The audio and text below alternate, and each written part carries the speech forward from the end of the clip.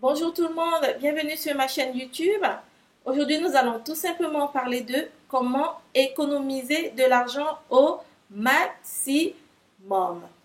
Alors, vous avez certainement au cours de votre vie eu à un moment donné des besoins. Acheter une maison, un nouvel appartement, payer des études, voyager, s'acheter une nouvelle voiture. Et souvent, très souvent pour la plupart d'entre vous, cela demande des investissements et des moyens qu'on n'a pas en une seule fois. Et qu'est-ce qu'il faut faire? Il faut économiser pour être sûr de réaliser ses objectifs, pour être sûr d'accomplir ses rêves, pour être sûr de pouvoir s'acheter, se payer une maison, une voiture, créer son site de vente en ligne. C'est très important de mettre de l'argent de côté quand on n'a pas personnellement des parents pour nous soutenir, des moyens financiers colossaux. Alors, si vous arrivez sur ma chaîne pour la première fois, je vous invite tout simplement à vous abonner sur le lien qui s'affiche juste en dessous pour profiter d'autres vidéos très intéressantes. Comment mettre de l'argent de côté au maximum? Pour ma part, je suis passée par là aussi. Dans mon parcours entrepreneurial, j'en suis à ma 3e société. J'ai eu besoin très souvent de mettre de l'argent de côté pour chaque fois me lancer dans un nouveau projet. Qu'est-ce que j'ai fait? J'ai simplement appliqué 4 techniques. J'ai mis en place 4 méthodes efficaces qui m'ont permis à chaque fois d'économiser assez d'argent et pas des petites sommes de 20 000 euros à plus pour me lancer dans des projets nouveaux. Alors, quelles sont ces méthodes, ces techniques? La première, ce qu'il faut, c'est avoir un objectif. C'est connu, quel que soit ce que vous voulez faire. Un bébé, une nouvelle maison, quand vous avez envie d'économiser, il vous faut avoir un objectif. Et un objectif précis. Si vous n'avez pas d'objectif, si vous ne savez pas dès le départ pourquoi vous voulez mettre de l'argent de côté, vous ne mettrez jamais de l'argent de côté.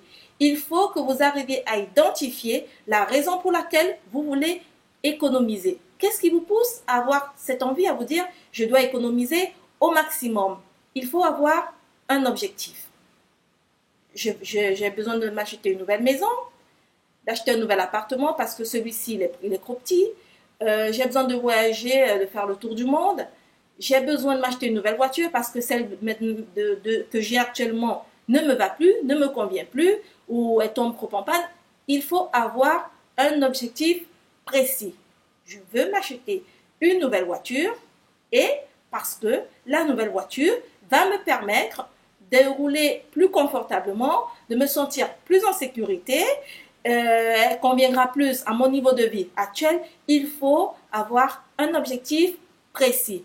Et cet objectif précis va vous aider tout au long de votre parcours. Pourquoi? Parce que ça va vous permettre de tenir dans la durée. C'est très important de tenir dans la durée. Parce que si vous avez, au moment où vous faites des calculs, et vous vous dites, il me faut, je ne sais pas moi, 1 an, donc 12 mois, pour pouvoir mettre assez d'argent de côté, et qu'au bout de 3 mois, vous ayez une envie, un superflu qui vous empêche d'atteindre cet objectif, il n'y a que en gardant en tête cet objectif que vous arriverez à réaliser ce pourquoi vous avez eu besoin d'économiser. Donc, très important, en premier, avoir un objectif. 2, qu'est-ce qu'il vous faut? Il faut tout simplement identifier vos ressources. Alors, c'est quoi les ressources? Les ressources, c'est tout simplement les rentrées d'argent que vous avez actuellement. Tout ce qui vous permet de dire que en ce moment, j'ai 1 000 euros dans mon compte tous les mois. En ce moment, j'ai 500 euros qui m'arrivent d'ici, 500 euros qui m'arrivent de là, 300 euros qui m'arrivent de là. C'est pas de l'imaginaire, c'est ce que vous avez réellement dans votre compte quand vous faites les totaux tous les mois, quand vous regardez votre relevé de compte tous les mois, qu'est-ce que vous avez, d'où viennent ces ressources il faut identifier vos ressources et savoir déceler celles qui sont constantes de celles qui ne le sont pas.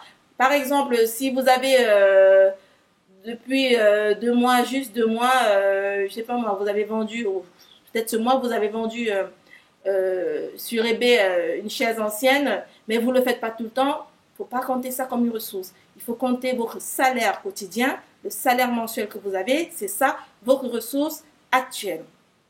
Troisièmement, qu'est-ce qu'il faut faire? Il faut identifier ce que j'appelle les dépenses. Pourquoi identifier vos dépenses? Vos dépenses, c'est quoi? C'est tout simplement, quand vous prenez une fois de plus votre relevé de compte, tout ce qui sort. On a dit les ressources, c'était tout ce qui rentrait. Les dépenses, c'est tout ce qui sort. Alors, tout ce qui sort, les charges, le loyer, la nourriture pour les enfants, la nourriture pour le chien, le carburant pour la voiture, le manger, tout ce qui sort. Il faut identifier cela. Vous prenez un fichier Excel ou alors vous prenez tout simplement une feuille de papier, hein, c'est pas compliqué. Vous identifiez tout cela sur une feuille de papier, vos ressources d'un côté, vos dépenses de l'autre. Alors, ensuite, la quatrième et aussi très importante technique, c'est tout simplement d'éliminer le superflu. Il faut éliminer le superflu. Quand vous avez identifié vos rentrées, vous avez identifié vos sorties, vous éliminez le superflu. Quand je prends mes sorties, qu'est-ce qu'il y a dans ces sorties que je peux supprimer? De quoi je peux me passer? Alors, qu'est-ce qu'on fait? Parce que c'est facile à dire, mais éliminer le superflu, c'est pas évident.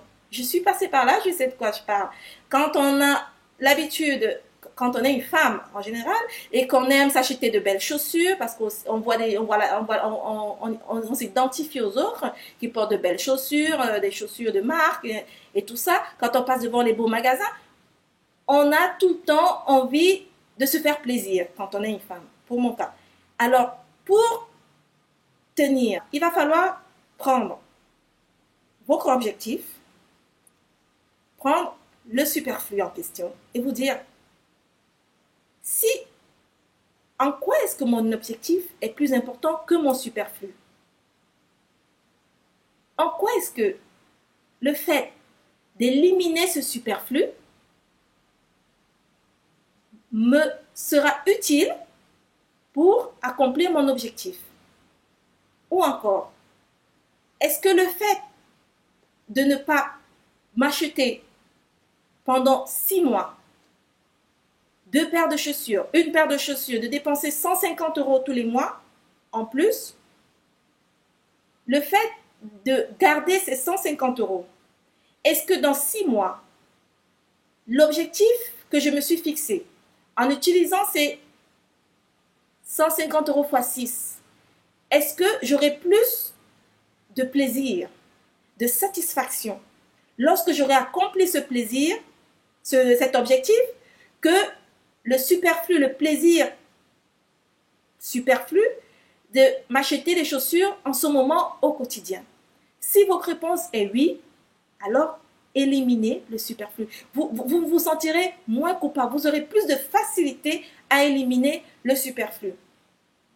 Pour être encore plus clair, si je n'ai pas été bien comprise, vous allez tout simplement vous dire qu'est-ce que mon objectif va m'apporter? En quoi est-ce que ce que mon objectif va m'apporter va être pour moi plus valorisant, plus important, plus puissant comme action dans le futur, qui va faire que mon futur sera meilleur, qui va faire que je vais mieux me sentir qu'aujourd'hui, ou même peut-être pour m'acheter cette paire de chaussures, j'ai besoin de prendre un crédit, de tout le temps grappiller dans mes comptes, alors qu'en atteignant cet objectif, je n'aurai plus besoin, je n'hésiterai même plus à m'acheter des chaussures, je pourrais m'acheter des chaussures de plus belle qualité et de grande marque. Vous voyez ce que je veux dire? Alors, il faut savoir identifier le superflu et ôter le superflu de tout ce que vous avez identifié comme entrée et sortie. Il faut, dans vos sorties, enlever le superflu des paires de chaussures qui ne vous servent à rien, par contre qui vous font dépenser de l'argent. Le restaurant en plus, au lieu d'aller au restaurant toutes les semaines, allez au restaurant une fois par mois.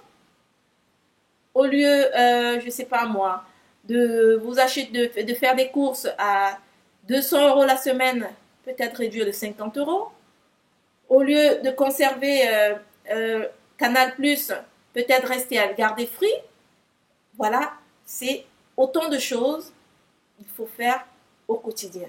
Et croyez-moi, si vous arrivez à appliquer ces techniques, ces 4 techniques, vous réussirez à économiser assez d'argent pour accomplir vos objectifs, pour réaliser vos objectifs et faire de belles choses.